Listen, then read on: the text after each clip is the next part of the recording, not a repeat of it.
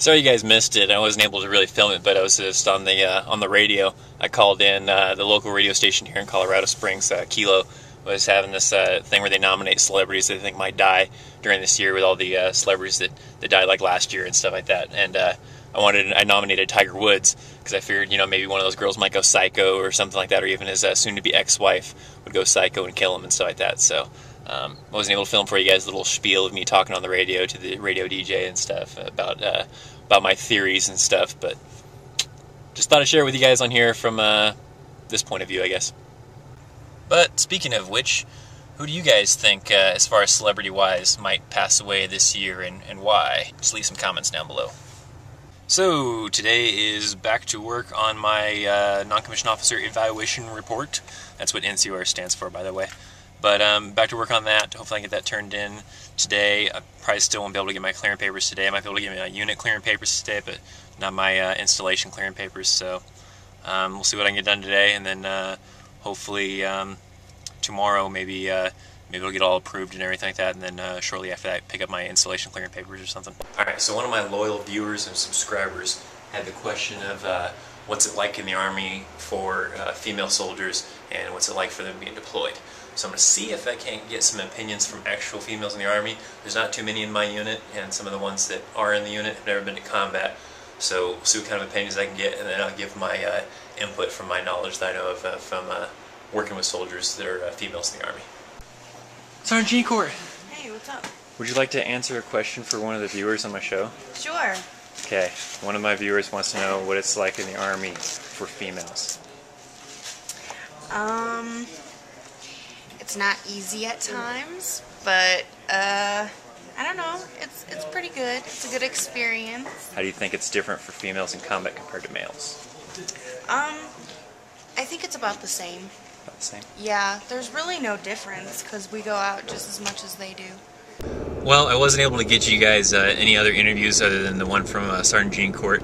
I believe she's been to combat 2 or 3 times. I can't remember 100% for sure. But I went to a couple other females to try to get them to contribute to the show and everything, but they were a little bit concerned with how they would look on camera and everything. No lie. So, but I got their opinions for you guys. One of the females, she was saying that she didn't like how a lot of times when we do field training exercises, for instance, like the showers, there's more showers available for the men than there are for the females because there are more men.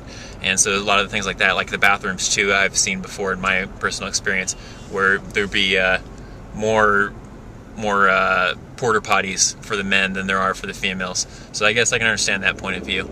From my point of view, for how females are treated in the military, there are times that I see that they get discriminated against because they're females at times. Like one of the females, she really didn't want to comment about like what it's like for females in combat because she just really worked in an office the whole time. And it's true, I mean, there's a lot of females I remember in combat that really didn't go out on mission a whole lot, except for maybe a few here and there. Like we had a female that was in the did transportation, and she would go out, quite often. But a lot of other MOSs don't really offer that ability to be able to do that. Like the female cooks and everything, they don't. And other jobs, like Sergeant Jean Court that you saw earlier, she works in supply, so she really didn't have much of a chance for going outside to actually do missions. And so she was really just kind of stuck on base a lot of times. And if you really look at a lot of the jobs for females in the Army, not a lot of them will have you go outside of the base to conduct missions and stuff. So a lot of them are kind of stuck on the base a lot of times. Also, I see a lot of times where females kind of do get stuck with like reception positions and stuff, because I think they think that because they're females, they're not going to be able to do a lot of the hard labor stuff that some of the males do. And maybe in some cases, yeah, it might be true in certain areas, but in other cases, there's some females that they're more than capable of doing a lot of the stuff that the males do too. But sometimes people just kind of don't really put it into consideration. They just say, oh, she's female, let's just put her in the office. So there's some areas that way I personally feel on that subject. Hopefully that answers your question. That came from one of my viewers. The sky is pink. So the sky is pink. Hopefully that answers your question.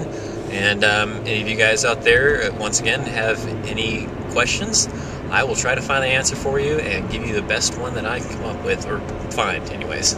So thanks. Me and my friend from yesterday that you guys saw in that other clip, the last one, are racing again towards the one street near where we live called Platt.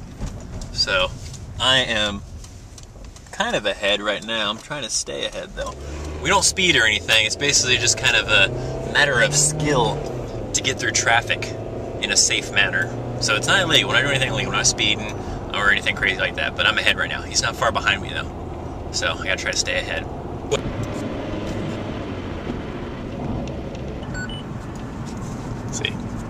See how far he is. Fuck, he's right behind me.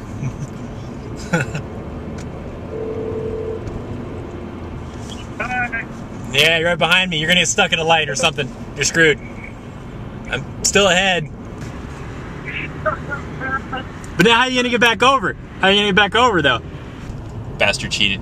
He was probably speeding. See, I was doing the right thing. I was doing the speed limit and just maneuvering through traffic. He was probably speeding.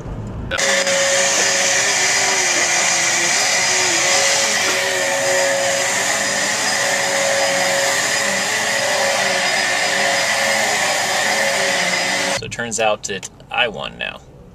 So I guess we're 1-1. All right, Clark. High five. That was close. Almost. We'll try it again later, buddy. That's cute.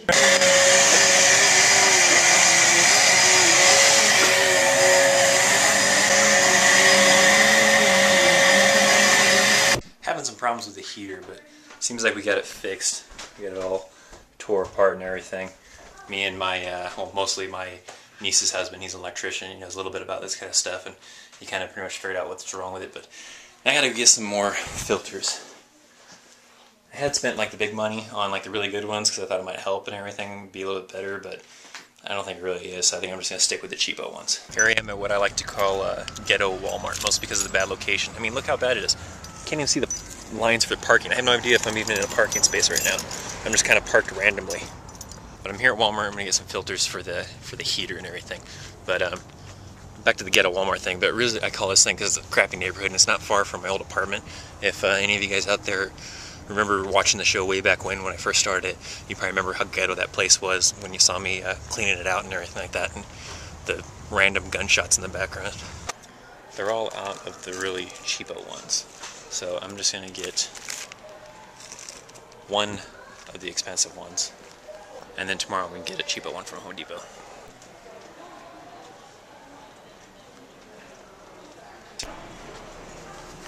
Look, it's the Tupperware bins that Shay Carl put his kids in.